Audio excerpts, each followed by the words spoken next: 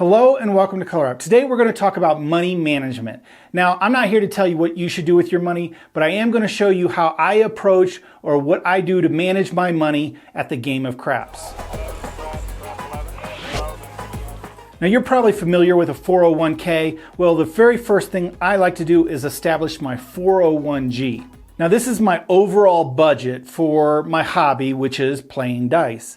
Now, I'm going to make sure that my housing is paid for, food, all my family needs, all that stuff, the important stuff comes first. This is money that I could save or set aside for this basically hobby or entertainment or fun. Now, you're going to hear some people say that, you know, that's a bad approach and this should be an investment and that sort of thing. I'm not going to get into that. For me, this is a hobby. I try to win every time, but this is money I need to set aside that could potentially lose and is not going to affect my livelihood or my family. Now, how big should your 401g be?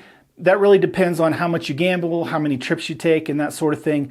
Typically, for me, as soon as I have enough of my 401g, I pull it all out, and that's what I go to the casino with.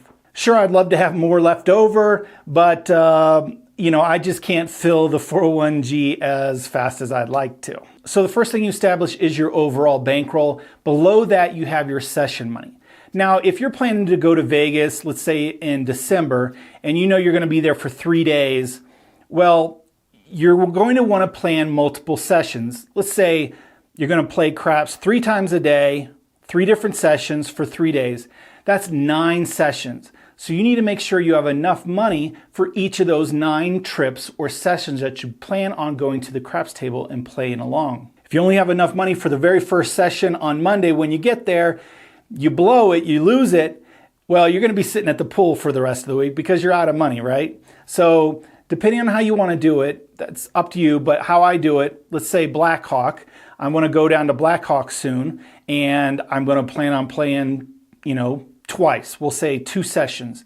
So I want to make sure I have enough session money to play twice in a day. Now, how do you determine how much money you should bring per session? Well, that's a little bit trickier. So let's get into that. So money management is simply how you control your money, and strategies are a form of money management. Let me show you what I mean. Let's say a player, he doesn't have a plan or a strategy, and he says, you know, let's give me a $30 six and a $20 field, and I'm going to throw another $25 on the hard 10, and then I'm going to lay the hard 10. Oh, let's lay the 4. He doesn't have a plan. He's just kind of throwing out money. So how much does he need for a session? Well, he doesn't know because he's just going to randomly bet every time. Now, if he bet this way every time, what are we looking at? 100, 130, 155, 175. Let's say he repeated this per shooter, $175 per shooter. Now basically he has a strategy. Now if he's going to repeat that, so he knows for every shooter, I'm going to risk $175. That's basically a form of a strategy. But if he bets 175 for this shooter, and the next shooter, you know, he loses that, and the next shooter he goes, well, I need to pile up on the 9, and you know, I'm going to do some horn bets. There's no way for him to control his money until basically he has some money and then he doesn't have money, or he has some money and he has more money. He really has no control of his money, or he has no money management. He's basically making up as he goes on the fly. This is why I like strategies. They're a way to control the flow of your money. So back to the question of how much should I have per session? Well, I like to base that off of what strategy am I going to play. Let's say I plan on doing a strategy of 32 across. And I'm going to do this for every shooter. I'm going to bet 32 across. I may press, I may regress, I may do different things, but I'm going to start with $32 across per player or per shooter. Now, me personally, I like to have enough money for 10 shooters. There's going to be some short rolls, some longer rolls. There may be 9 short rolls, but I'm hoping for at least 1 decent roll out of the 10 that I can make up some money, some ground on. So if I'm going to bet 32 per shooter, I need $320 for my session. My session's going to last for 10 shooters, and then I'm going to reevaluate. Now, it doesn't really matter what strategy you play, and you can actually plan to have a little wiggle room in your strategy. So let's say you plan on doing a pass line with double odds, and you know you're going to place the 6 and 8 for 2 units. You're going to make a field bet, and you like playing the hard ways, so you're going to cover the hard ways. So this strategy is going to cost me $48 per shooter to play. But the field and the hard ways are one roll bets, so let's go ahead and put some wiggle room into it. Let's say that we're going to follow the field up. We know if it loses, we'll maybe make an additional 2 more bets. And if the hard ways come down, we're probably going to cover it again at least one more time. So it's another $4, right? So we can roughly say initially 48, we'll invest another $58, $62, right? So in that case, for me, again, I like to have enough for 10 shooters. $620 will be able to play this strategy, and you'll be able to replace the field and some hard ways a couple times for 10 shooters. Let's talk about when you should walk away from the table. So a lot of people subscribe to something like this. Let's say you have a $500 session budget to play. And a lot of people will say once they're down half, let's say they're down to like $250, they'll keep that $250 and walk away. For me, that's a little mental gymnastics going on there. There might be some sort of psychological reason or theory behind that. But for me, that doesn't make a whole lot of sense. If I know I was only going to risk $250 in the first place, well, why not just bring $250? Now, some people buy in with a bigger amount for comp reasons, but I'm not sure how much that really plays into comps. You know, buying in with $1,000, but you only plan on ever playing $100. They usually know what you're doing and know how much you're betting, so they're going to discount how much you buy in for. Really, it's going to be your amount of play. So for me, if I buy in for $250, I'm willing to lose all that money. I'm going to play through that $250 and reevaluate where I'm at. But once I'm down to 0, then I'll walk away. Again, I'm bringing enough money to play through 10 shooters. So, you know, if I play my amount through 10 shooters and they all lost, that is just a bad day at the table. But the amount I brought, I was willing to lose. I shouldn't say willing. It's never fun to lose money, but it's not going to hurt me. It's not going to risk my, my family or the necessities that I need. Now that's my initial buy-in. Let's say I'm having a good roll and I'm actually up to $500. You better believe I'm going to set a stop loss. And you could set that wherever you're at. But what that means is, and that's why this rack is so handy, and I've never been to a casino that doesn't have at least 2 racks. And I'll show you in a minute how I utilize it. But if I'm up to $500, I'm going to set aside $200, and that's locked up. Actually, we'll put it over here. That's locked up, and I'm not going to touch it. I mean, you could even... you could put it in your pocket if you'd like, but I'm not going to touch that. Now I have $300 to play with when I start with $250, so I'll see what happens again. But I know I'm going to walk away with a profit, and that's going to vary. I'm not going to always be able to put $200 aside because I've won up to my bankrolls now, or my session bankrolls up to $500. What I do is I set a little bit aside at a time as I'm winning, because you've got to be realistic with this game. $200 bankroll, if you win 10%, that's $20, right? 20% is $40. Anywhere else in the world, the stock market, housing, 20% that's a great score on an investment. But as craps players, we never do that. If we have $200 and we're up to $240, how many of us walk away? Almost none of us, and that's why there's so many players that end up as losers. Because they're like, well, I only won $40. It's time to, keep playing. So I find it really difficult to make those type of decisions on the fly of how much you should set aside, or, I'm up to $260. Do I pull out, $30? So that's why I like to do what I call the once through method.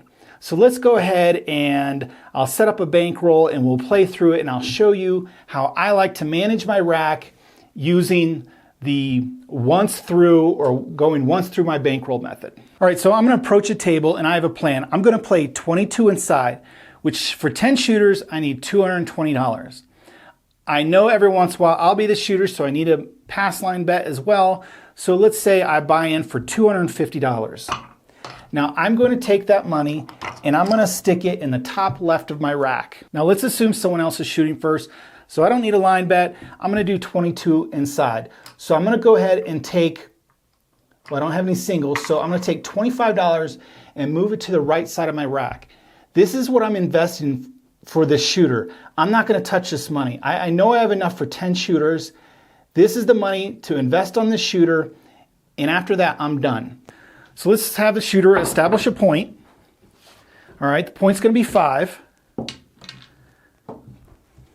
And I'm going to give this to the dealer and ask him for 22 inside. Sure, you're going to get 3 and change. He's going to set you up.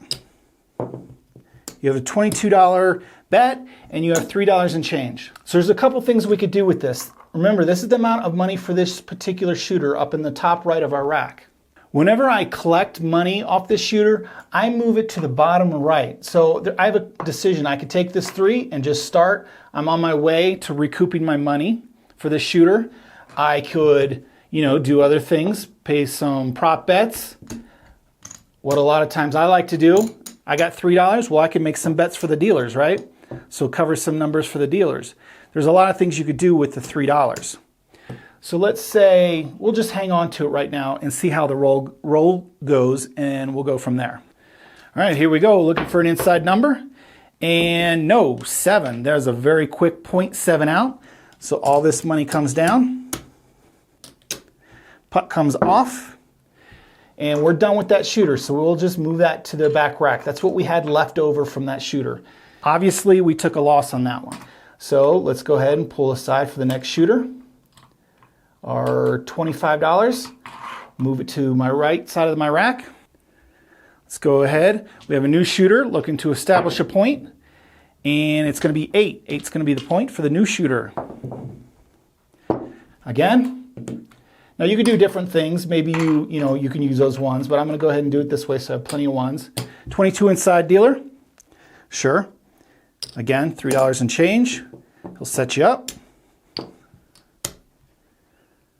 And this time we'll leave 1, and maybe we'll cover the hard way 4 and 10. All right, let's see what happens. 0.7 out. Of course, for this video demonstration, it's going to go this way, right? All right, this money goes down. That's okay. We still have 8 more shooters. Enough money for 8 more shooters. Things aren't going well. We'll give this at least one more try, and then I'll explain what I do here. So again, pull aside 25. Go ahead and let this new shooter establish a point. Point is 10. Dealer, can I have 22 inside? And can we place the dealers up on the 5, 6, and 8? Okay. And he'll take this, set you up. We need some good mojo here. All right, here we go. Inside numbers. And we got a 10. 10 hard, that's the point. We're not playing the point. So the putt comes off. Go ahead and let him establish a new point. And we got a 6. My dice rolled there, but we're out on the 6.